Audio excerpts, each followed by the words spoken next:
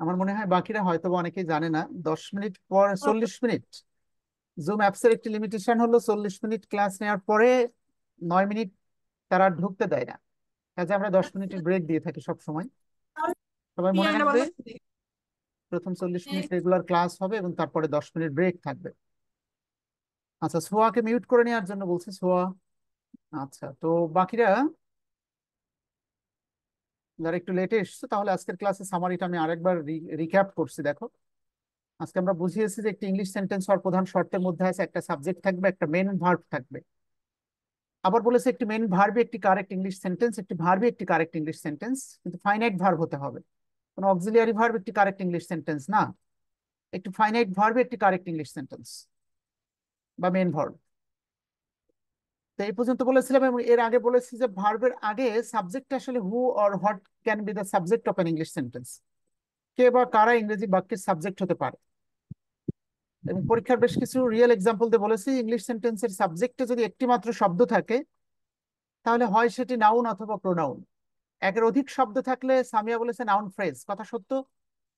সাধারণত ইংলিশ সেন্টেন্সের সাবজেক্টে যে ফ্রেজটা থাকে, যেমন এ থিং অফ বিউটি, এটি একটি noun phrase. A green field, এটি একটি নাউন ফ্রেজ।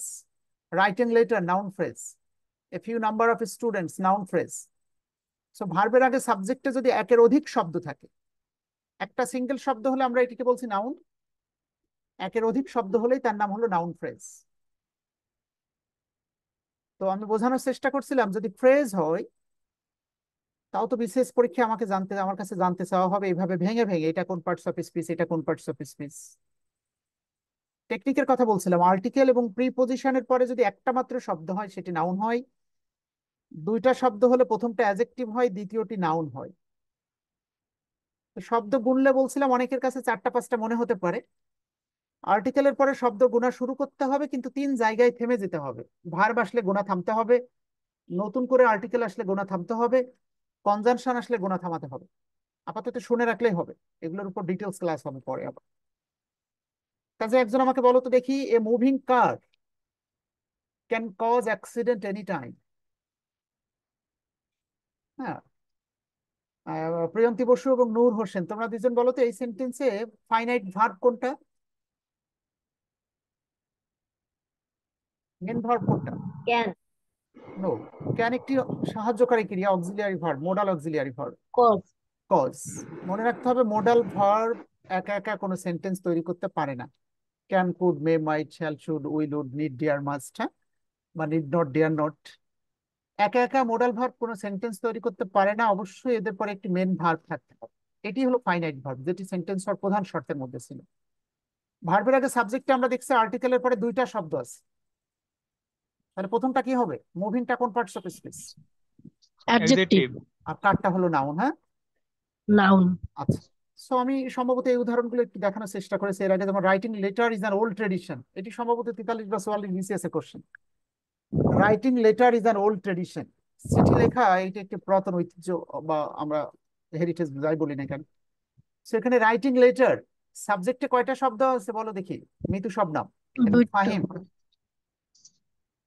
দুইটা শব্দ আছে। তাহলে কি কোনটা কোন পার্টস অফ স্পিচ বলো তো, মোহনা, কণা, ঝিনাইদহ?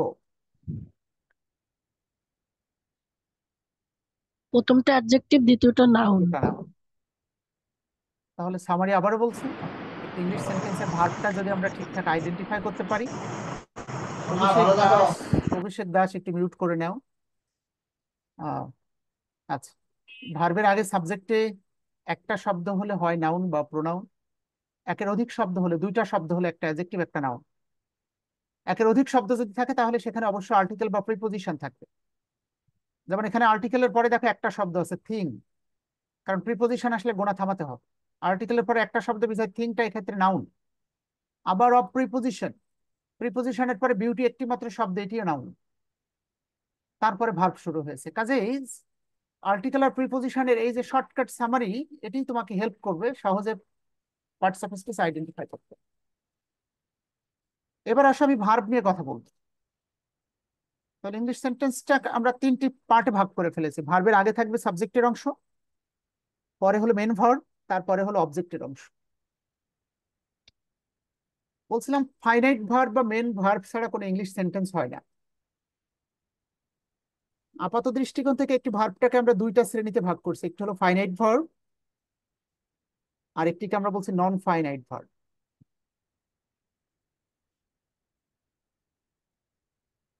মনে রাখতে হবে একটি ভার্ব জন্মগতভাবেই ফাইনাইট ভার্ব। যেমন আমি বললাম কুক, মানে রান্না করা, এটা একটি ফাইনাইট ভার্ব। এই ভার্বটাই নন ফাইনাইট হয়ে যেতে পারে যদি এর সাথে টু যুক্ত করা হয়, যেমন টু কুক, বা শুধু আইএনজি করা হয় কুকিং, অথবা ভি3 করা হয় কুকড, তখন এটিকে আমরা সাধারণত নন ফাইনাইট বলে থাকি। বাংলাদেশে যে গ্রামার বইগুলো তোমরা পড়ো সেখানে তোমাদের সহজে বোঝানোর জন্য এই ভি3 রূপটা কম ব্যবহার করা হয়। পাস্ট পার্টিসিপলের কথা বলছি আমরা, মূলত ইনফিনিটিভ এবং জিরান বা প্রেজেন্ট পার্টিসিপল এই দুইটার অ্যাপ্লিকেশন বেশি। আমি আবারও খুব সংক্ষেপে বোঝাচ্ছি। ইনফিনিটিভ। সংক্ষিপ্ত রূপ হলো সকল ভার্বই জন্মগতভাবে ফাইনাইট ভার্ব। যেমন রান একটি ভার্ব, এটি ফাইনাইট ভার্ব। যখন আমরা টু রান করব তখন এটির নাম হয়ে যাচ্ছে non finite verb. Non finite. আবার যখন রানিং করছি তখনও নন রানিং। Finite verb. ভি3ও নন ফাইনাইট ভার্ব, কিন্তু বেশি শেখালে আবার তোমাদের মাথা গরম হতে পারে, আমি সহজ করে শেখানোর সুবিধা। আবার বলছি, একটি ইংলিশ সেন্টেন্স হওয়ার প্রধান শর্তের মধ্যে সাবজেক্ট থাকবে, এই ফাইনাইট ভার্ব থাকতে হবে। সরাসরি একটি নন ফাইনাইট ভার্ব কখনো ইংলিশ সেন্টেন্স তৈরি করতে পারে না। তাহলে প্রশ্ন হলো কি, ইংলিশ সেন্টেন্সে কি নন ফাইনাইট ভার্ব থাকবে না? অবশ্যই থাকতে পারবে, একের অধিক। যেমন দেখো, আমি যদি বলি আই টু রান, বাক্যটা ভুল, কারণ সাবজেক্টের পরে নন ফাইনাইট ভার্ব হতে পারে না। সাবজেক্টের পরে আমাদের প্রথম শর্ত হলো যে ভার্বটা থাকবে তার নাম হলো ফাইনাইট ভার্ব। আই লাইক, আমি পছন্দ করি, এই সেন্টেন্সটা রাইট। এবার টু রান আছে, আই লাইক টু রান, আমি দৌড়াতে পছন্দ করি। এখন আর কোনো অসুবিধা নেই, কারণ ইংলিশ সেন্টেন্সের প্যাটার্নের মধ্যে বলছে সাবজেক্ট থাকবে, তারপরে ফাইনাইট ভার্ব থাকবে। নন ফাইনাইট ভার্ব একটা কেন, একটা সেন্টেন্সে তিনটে চারটা পাঁচটাও থাকতে পারে, আমাদের কোনো আপত্তি নেই, কিন্তু সাবজেক্টের পরে যে ভার্বটা থাকবে তার নাম হলো ফাইনাইট ভার্ব। Finite verb. আপাত দৃষ্টিতে একটি মেইন ভার্বই ফাইনাইট ভার্ব, যা নাম্বার, পার্সন ও টেন্স অনুযায়ী পরিবর্তিত হয়। যেমন আই লাইক টু রান, কিন্তু সে দৌড়াতে পছন্দ করে, তখন লাইক হবে নাকি লাইকস হবে? He likes to run. Like. এই দেখো পরিবর্তন হয়েছে ফাইনাইট ভার্ব, কিন্তু নন ফাইনাইট ভার্ব কখনো পরিবর্তন হয় না। এবার একটি সেন্টেন্স লিখবো, তোমাদেরকে বলতে হবে রাইট অর রং।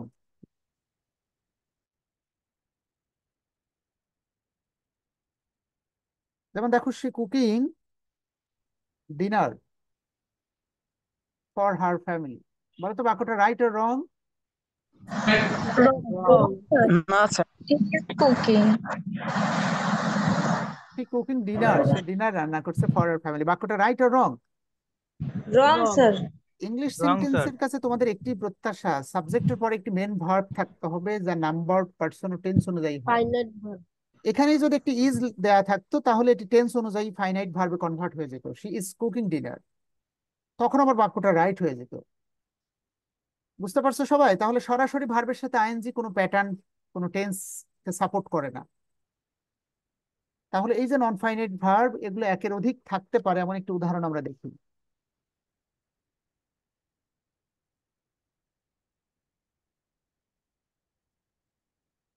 যেমন দেখো, দে ওয়ান্ট, তারা চায়, টু প্লে ক্রিকেট, ক্রিকেট খেলতে, কমা। তাহলে এখানে দেখো একটি ভার্ব আছে দে ওয়ান্ট, আর একটি ভার্ব আছে to play. They want to play cricket, to enjoy cricket, and to watch cricket. আগে ওয়াচ লিখতে ভালো হতো, to watch cricket and to enjoy cricket.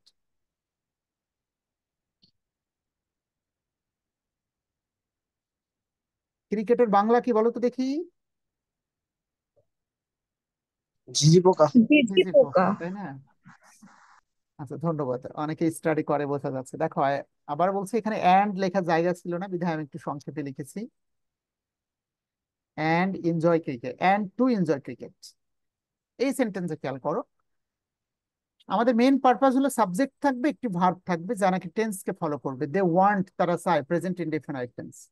To play, খেলতে, এটা নন ফাইনাইট ভার্ব, ক্রিকেট খেলতে। টু ওয়াচ, খেলা দেখতে, এটিও নন finite verb. And to enjoy, এটিও নন ফাইনাইট ভার্ব। তাহলে একের অধিক নন ফাইনাইট ভার্ব থাক, সে আইএনজি হিসেবে থাক, টু প্লাস ভার্ব হোক, আমাদের কোনো আপত্তি নেই। আমাদের মেইন পারপাস হলো সাবজেক্ট অ্যান্ড ফাইনাইট ভার্বটা ঠিকঠাক থাকতে হবে। বিষয়টা ক্লিয়ার কিনা সবার কাছে? অভিষেক দাস, একটু ভার্বের লিস্টটা দেখো, বাসায় যে হোমওয়ার্কটা দিব। আমি এখনো ভিতরে ঢুকবো ধীরে ধীরে আমরা একটু। তো আমি এতক্ষণ যা পড়ালাম দেখো, এই দেখো, I run twice every day, আমি প্রতিদিন 2 বার দৌড়াই, এখানে রানটা হলো ফাইনাইট ভার্ব। এটা আবার হি রানস, হি দিলে রানস হয়ে গেল।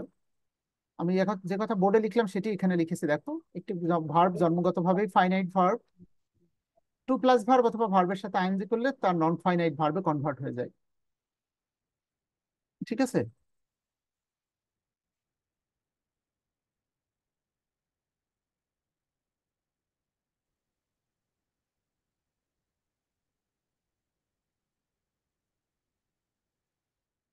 আমি একটি লেকচার শিট তোমাদেরকে দিয়ে দিব, তবে তোমরা যারা পড়ছো, আমরা পুরাতন গ্রুপটাকে সম্ভবত কতটা ধরে রাখা যায় আমার মনে হচ্ছে আমাদের এক্ষেত্রে মোহাম্মদ রিয়াজ আর যারা অ্যাডমিন আছে হোয়াটসঅ্যাপ গ্রুপের, আহ একটা নির্দিষ্ট গ্রুপে সবাইকে থাকতে হবে এখানে পড়ার জন্য। একটু খেয়াল করো, আমরা যে কাজটা তোমাদের জন্য করেছি, যে সকল ভার্বকে ব্যবহার করে সাধারণত বাংলাদেশে এই পর্যন্ত চাকরিতে প্রশ্ন করা হয়েছে বিভিন্ন অ্যাঙ্গেলে, কখনো গ্রামার, কখনো ভয়েস, কখনো ন্যারেশন, যে ভার্বগুলোকে ব্যবহার করে চাকরির প্রশ্নে একটি সেন্টেন্স লেখা হয়েছে, আমরা সেই ভার্বগুলোকে ফাইন্ড আউট করেছি। পাশে রেফারেন্স দেওয়া আছে কোন ভার্বটা ব্যবহার করে কোন পরীক্ষায় প্রশ্ন করা হয়েছে। প্রত্যেকটা ভার্বকে বাংলা অর্থ করে দেওয়া হয়েছে। অর্থটা আমি কনসেপ্ট দিয়েছি, আমার ছাত্র লিখেছে, একটু মিস্টেক হতে পারে মাঝে মাঝে, আমাদের একজন সিনিয়র মেধাবী ছাত্র লিখেছে এটি। তো এটি সিম্পল প্রেজেন্ট, সিম্পল পাস্ট টেন্সে করা আছে, পাস্ট পার্টিসিপল এবং আইএনজি ফরম্যাট করেও দেখানো হয়েছে তোমাদের পড়ার সুবিধা। আশা করি ভার্বগুলো বেশি বেশি স্টাডি করবে। যেমন দেখো এখানে, কারণ মনে রাখতে হবে যতদিন এই ওয়ার্ডগুলো যে সত্যি ভার্ব, এটি যতদিন তুমি না জানছো ততদিন আমি যত ইংলিশ শেখায় খুব বেশি আমি ইমপ্রুভ করাতে পারবো না। এখানে অসংখ্য ভার্ব আছে, ছোটবেলায় টেন্সের বই পড়েছিলে। আর একবার একটু কষ্ট করে প্রত্যেকটা ভার্ব যেগুলো বিসিএস এ প্রশ্ন করা হয়েছে দেখো, আমি এটা আগে লিখেছিলাম, এখানে কিছু আমার লেখা আছে, সকল বিসিএস এর কোশ্চেন। তারপরে দেখো প্রাইমারিতে যেগুলো পড়েছে, ব্যাংকে যেটা পড়েছে, আমরা চেষ্টা করেছি, আমার বিশ্বাস আমরা যে পরে আর লিখি নাই কোনো অসুবিধা নাই, যা লিখেছি এবং এরপরে যত প্রশ্ন করা আছে আমার বিশ্বাস এই ভার্বগুলোর মধ্যেই সীমাবদ্ধ আছে। কাজে আশা করি তোমরা এই ভার্বগুলো নিয়ে স্টাডি করবে। আমি কি বোঝাতে পারছি? তাহলে এই যে মেন ভার্বগুলো দেখছো বাম পাশে, এই সকল ভার্বই হলো ফাইনাইট ভার্ব জন্মগত ভাবে। এবার আসো আমরা এই ভার্বের প্রকারভেদ নিয়ে একটু কথা বলবো। যে ফাইনাইট ভার্বের কথা বলছি, এই ফাইনাইট ভার্ব আবার 2 প্রকার।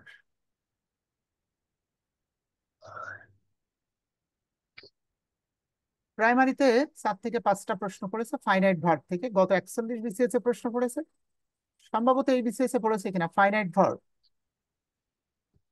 একটু দেখা লিস্টটা একবার। আমরা এখানে অসংখ্য ভার্ব তোমরা দেখতে পাচ্ছ। দেখো তো, আমি হোয়াইট বোর্ডটা যদি একটু ছোট করে দিই তাহলে দেখা যায় কিনা, কারণ আমি এখানে ভার্বের যে ভার্বগুলো তোমরা এখানে দেখতে পাচ্ছ, আমরা এগুলোকে ব্যবহার করতে চাচ্ছি।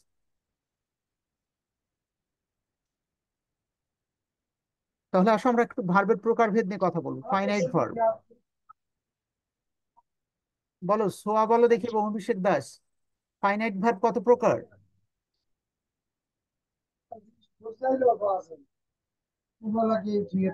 ফাইনাইট ভার্ব আবার 2 প্রকার। সকল ভার্ব যেটি না হলে সেন্টেন্সই হয় না, এই ভার্বের আবার 2টি নাম আছে। এক নাম্বার হলো ট্রানজিটিভ ভার্ব, আরেকটা হলো ইনট্রানজিটিভ ভার্ব। লাস্ট সম্ভবত 43 না 45 বিসিএস এর কোশ্চেন হয়েছে এখান থেকে ইনট্রানজিটিভ ভার্ব। পরীক্ষার প্রশ্নটা যেভাবে হবে, বিগত বছর যে প্রশ্নগুলো পড়েছে এমন একটি উদাহরণ দেখো, she sleeps on a sofa. এটা একটি পরীক্ষা রিয়েল প্রশ্ন যা পরীক্ষায় পড়েছে প্রাইমারিতে।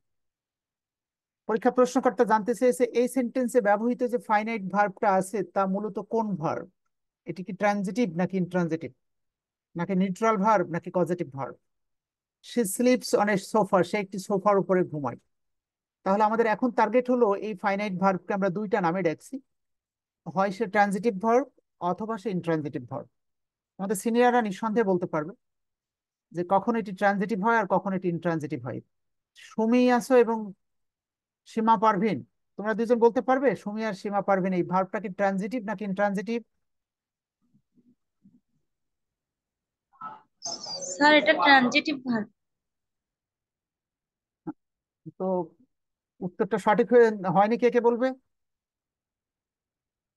গৌরাঙ্গ গুহ প্রান্তি বিশ্বাস কি সঠিক বলেছে সে? জি না স্যার। সিনিয়ররা মনে হয় তোমার সাথে একমত হবে না, ওরা তো ক্লাস করেছে। মিতু শবনম বলো এবং সামিয়া ইসলাম বলো দেখি, এটা কি ঠিক বলেছে সে? জি না স্যার, অবজেক্ট নাই। এবার আসো, একটা মেন ভার্ব এটা ট্রানজিটিভ নাকি ইনট্রানজিটিভ তা নির্ভর করবে মূলত ভার্বের পরে অবজেক্ট আছে কিনা তার উপরে। ভার্বের পরে যদি অবজেক্ট থাকে তাহলে ভার্বের নাম হবে ট্রানজিটিভ ভার্ব, অবজেক্ট না থাকলে ভার্বের নাম হবে ইনট্রানজিটিভ। একটু নোট করে লিখে রাখো সবাই, খাতায় লিখে স্পষ্ট করে। অবজেক্ট থাকলে লেখো, সেন্টেন্সে অবজেক্ট থাকলে ভার্বের নাম হবে ট্রানজিটিভ ভার্ব, আর অবজেক্ট না থাকলে ভার্বের নাম হবে ইনট্রানজিটিভ ভার্ব। আমি আবারও বলছি,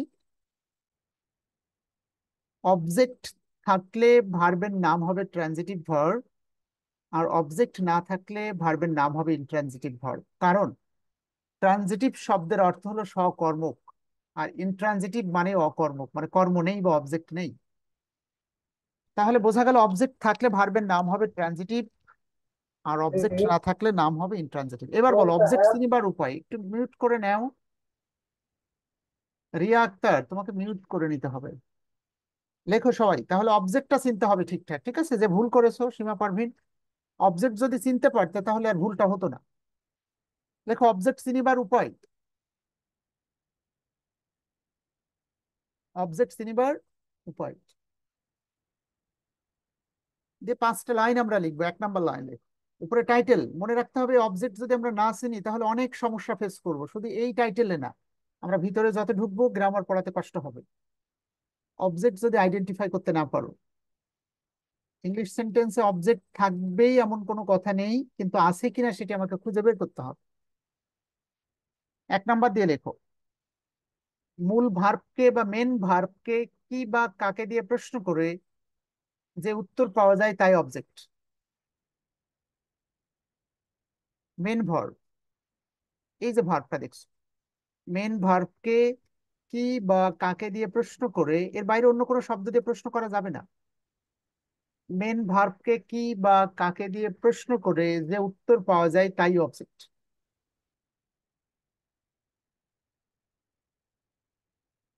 যদিও অবজেক্টেড ক্লাসে সিনিয়র ছাত্ররা জানে, প্রথম শর্ত আমরা এটা না লিখে ওদের লিখে দিয়েছিলাম।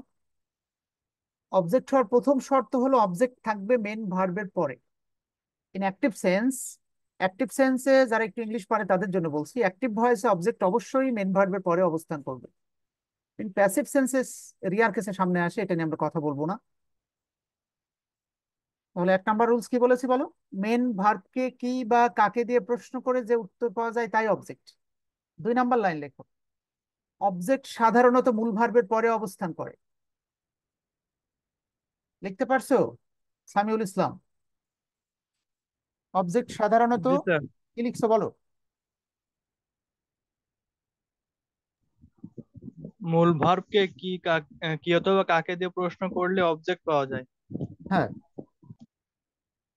কি বা কাকে দিয়ে প্রশ্ন করলে, কে না, হ্যাঁ কি আর কাকে। অবজেক্ট কোথায় থাকে, ভার্বের আগে নাকি পরে? ভার্বের পরে। 3 নম্বর রুলস লেখো, যদি সত্যি সেন্টেন্সে অবজেক্ট থাকে তাহলে সেটি কোন পার্টস অফ স্পিচ, কে বলবে? আতিকুল ইসলাম, নূর হোসেন, তিন্নি সাহা, বলো অবজেক্ট সর্বদাই নাউন বা প্রোনাউন হয়ে থাকে, একটি রুলস লেখো। 3 নম্বর দিয়ে লেখো, অবজেক্ট সর্বদাই নাউন বা প্রোনাউন হয়ে থাকে। আপাতত 3টে লাইন লেখা থাকবে, অবজেক্ট সর্বদাই নাউন বা প্রোনাউন হয়ে থাকে। এবার বলো দেখি লেখা 3টে লাইনে লিখতে পারছো একজন, একটু পড়ে শোনাও দেখি। পড়ো, মিতু শবনম এবং সোয়া দুইজনের মধ্যে একজন একটু পড়ে শোনাও আমাদেরকে।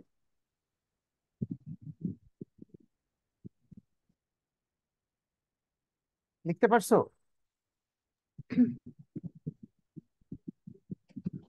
হ্যাঁ পড়ো, সুমি পড়তেছে, আচ্ছা পড়ো। স্যার মূল ভার্বকে কি বা কাকে দিয়ে প্রশ্ন করে যে উত্তর পাওয়া যায় সেটা হচ্ছে অবজেক্ট। অবজেক্ট। আর অবজেক্ট সাধারণত মূল ভার্বের পরে বসে। আর মূল ভার্বের পরের শব্দটি যদি অবজেক্ট হয় তাহলে সেটি নাউন বা প্রোনাউন। প্রোনাউন হয়ে থাকে, ধন্যবাদ। তাহলে she sleeps on a sofa, উত্তর যে ভুল করেছিল সীমা পারভিন এবং প্রিয়ন্তী বসু, তোমরা দুজন বলো। দেখো, she sleeps on a sofa, সে একটি সোফার উপরে ঘুমায়। এই ভার্বের আগে বাংলা অর্থ করবে ঘুমাই। কি ঘুমাই? উত্তর পেলাম না। কাকে ঘুমাই? উত্তর পেলাম না। উত্তর যদি না পাওয়া যায় তাহলে এই ভার্বের নাম হলো ইনট্রানজিটিভ ভার্ব। আর যারা ইংলিশ একবারেই বুঝতে পারে না, আমি যেভাবে বোঝাচ্ছি এটাতেও কষ্ট আছে যাদের, তাদের জন্য বলে রাখি, ভার্বের পরে যদি প্রিপোজিশন চলে আসে তাহলে এটি অবশ্যই ইনট্রানজিটিভ ভার্ব, কারণ অবজেক্ট থাকলে আর প্রিপোজিশন আসতো না। আবার বলছি, কি ঘুমায় কাকে ঘুমায়, উত্তর নেই বিধায় ইনট্রানজিটিভ ভার্ব। আর শর্টকাট টেকনিক হলো, মূল ভার্বের পরে যদি প্রিপোজিশন চলে আসে তাহলে অবশ্যই সেটি ইনট্রানজিটিভ ভার্ব। এবার আরো কয়েকটা প্রশ্ন দেয়, উদাহরণ দেখো যেগুলো প্রাইমারিতে এবং বিসিএস এ পড়েছে। দেখো, প্রাইমারি কোশ্চেন হলো, he took shelter under a tree. বলো সামিয়া, বলো দেখি এই সেন্টেন্সের ফাইনাইট ভার্ব কোনটা? টুক, টু কোন টেন্সে লেখা? এটা পাস্ট টেন্সে। পাস্ট টেন্সে লেখা। তাহলে সে নিল আশ্রয় আন্ডার এ ট্রি, একটি গাছের নিচে। টুক মানে নিল, এটার বাংলা অর্থ করে নিতে হবে। টেক মানে নেয়, টুক মানে নিল। এবার এটাকে আমরা প্রশ্ন করি, কি নিল? উত্তর আছে? কি নিল? আশ্রয় নিল। অবজেক্ট আছে তো। বিশেষ পরীক্ষার প্রশ্ন হলে এটি নিচে আন্ডারলাইন করে জানতে চাওয়া হতো এটি কোন পার্টস অফ স্পিচ। এটি কোন পার্টস অফ স্পিচ হবে বলো সবাই? নাউন। নাউন। অবজেক্ট সর্বদাই নাউন বা প্রোনাউন হয়ে থাকে। এমন অনেক সেন্টেন্স তোমরা দেখবে যেখানে ডাবল অবজেক্ট থাকবে। যেমন দেখো, father gave me a pen, বাবা আমাকে একটি কলম দিল। ঠিক আছে, বাবা অভিষেক দাস এবং রাবিয়া বসি চাঁপাইনবাবগঞ্জ। বলো তো এই সেন্টেন্সে ভার্ব কোনটা?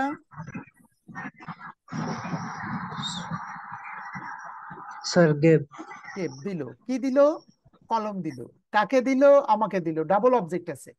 একটা অবজেক্ট হলো নাউন আর একটা অবজেক্ট হলো প্রোনাউন, কারণ অবজেক্ট সর্বদাই নাউন বা প্রোনাউন হয়ে থাকে। এই সেন্টেন্সে একটা না দুইটা অবজেক্ট আছে। কি দিল?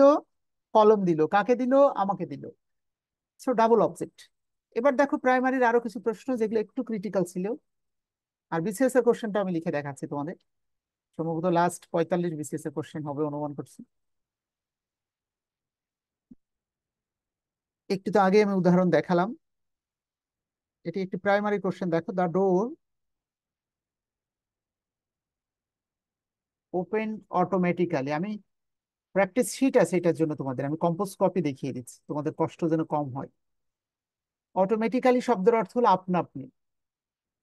CALLY, the door opened automatically, দরজাটি আপনা আপনি খুললো। ঠিক আছে, বলো প্রিয়ন্তী বসু বলো এবং ফাহিম, তোমরা বলো তো এই সেন্টেন্সের ফাইনাইট ভার্ব কোনটা? ওপেন্ড। ওপেন মানে খুললো। এবার বলো তো এটা কি ট্রানজিটিভ ভার্ব নাকি ইনট্রানজিটিভ? ইন্টারজেটিভ। কারণ এই সেন্টেন্সে কোনো অবজেক্ট নেই। কি খুললো? উত্তর হয়তো বা পাচ্ছ দরজা, কিন্তু এটা কি সাবজেক্ট?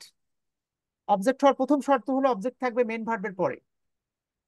এই ধরনের অ্যাক্টিভ সেন্সকে প্যাসিভ ভয়েসে কনভার্ট করার ক্ষেত্রে নিয়ম জানো তো, ওই যে কোয়াসি প্যাসিভ ভয়েস। একইভাবে he took shelter under a tree, সে একটি গাছের নিচে আশ্রয় নিল। কি নিল? আশ্রয় নিল। এটা অবজেক্ট আছে বিধায় এই ভার্বের নাম হলো ট্রানজিটিভ ভার্ব। আর এটা অবজেক্ট নেই বিধায় এই ভার্বের নাম হলো ইনট্রানজিটিভ ভার্ব। যারা উইক স্টুডেন্ট তাদের জন্য পরামর্শ হলো, ভার্বের পরে যদি সরাসরি অ্যাডভার্ব চলে আসে অথবা প্রিপোজিশন চলে আসে, অ্যাডভার্ব এবং প্রিপোজিশন চলে আসে, তাহলে ওই ভার্বটা হলো ইনট্রানজিটিভ ভার্ব। যেমন দেখো, পিএসসির একটি কোশ্চেন দেখো, the bird sat on the tree. বলো সামিউল, এই সেন্টেন্সে ব্যবহৃত ভার্ব স্যাট, এটি কি ট্রানজিটিভ নাকি ইনট্রানজিটিভ? ইনট্রানজিটিভ, কারণ এখানে ভার্বের পরেই প্রিপোজিশন প্রিপোজিশন আসছে। চলে এসেছে, ধন্যবাদ, ও ধরতে পারছে। পাখিটি বসলো একটি গাছের উপরে, কি বসলো? উত্তর পাচ্ছ পাখিটি, কিন্তু এটা তো সাবজেক্ট, কাজে এই সেন্টেন্সে কোনো অবজেক্ট নেই। অবজেক্ট আছে কিন্তু এটা ভার্বের অবজেক্ট না, এটা হলো অবজেক্ট অফ প্রিপোজিশন। যে সেন্টেন্সে অবজেক্ট অফ প্রিপোজিশন থাকে সাধারণত সেই সেন্টেন্সে ভার্বের অবজেক্ট থাকে না। আর বিসিএস এর কোশ্চেনটা দেখো, আর প্রাইমারিতে পড়েছিল আরেকটি সহজ কোশ্চেন দেখো, ফায়ার বার্নস, অর্থাৎ আগুন জ্বালিয়ে দেয়। এই ফায়ার হলো সাবজেক্ট, বার্ন মানে জ্বালিয়ে দেয়। কিন্তু প্রশ্ন হলো কি জ্বালাই, কাকে জ্বালায়? কোনো অবজেক্ট আছে কি? অভিষেক দাস, আতিকুল ইসলাম, কোনো অবজেক্ট আছে কিনা? গৌরাঙ্গ, জি না স্যার। নেই। কি জ্বালাই, কাকে জ্বালাই, আসলে এটা তো ভার্ব, ভার্বের পরে অবজেক্টই নেই। এটি প্রাইমারিতে পড়েছিল, এটি একটি ইন্ট্রানজিটিভ ভার্ব। আর বিসিএস মানে একটু ক্রিটিক্যাল, একটু কঠিন প্রশ্ন, আমি লিখে দেখাই দেখো।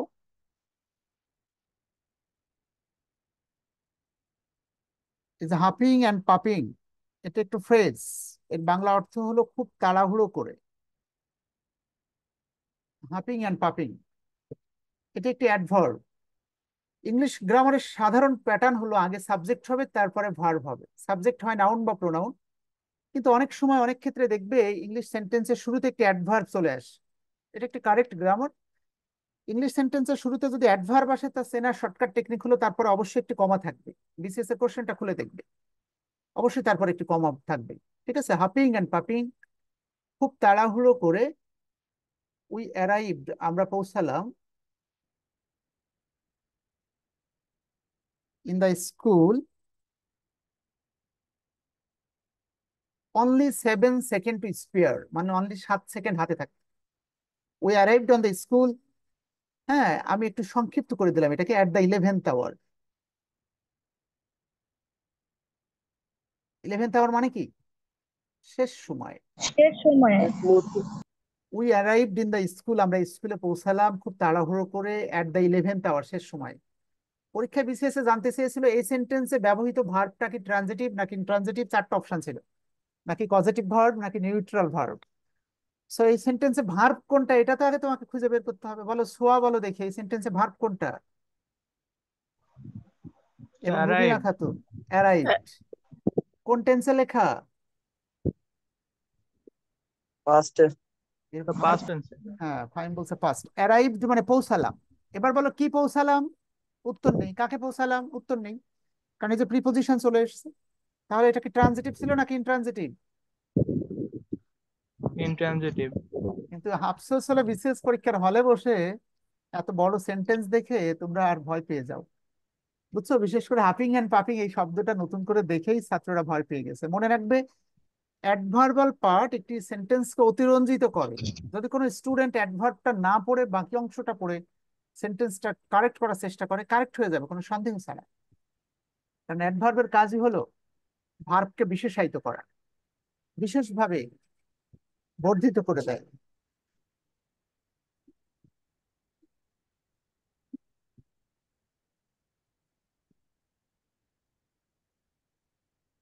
হোমওয়ার্ক দিয়ে দিচ্ছি তোমাদেরকে, দেখো।